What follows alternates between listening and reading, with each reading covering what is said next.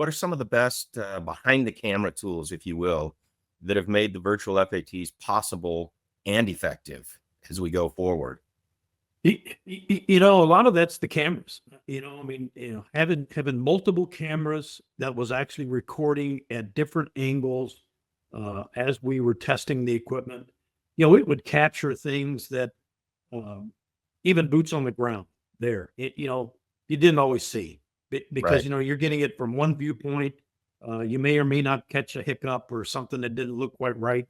But by having cameras, and we would have them from top to bottom, inside the equipment, places that you couldn't normally get to under traditional historical FAT processes.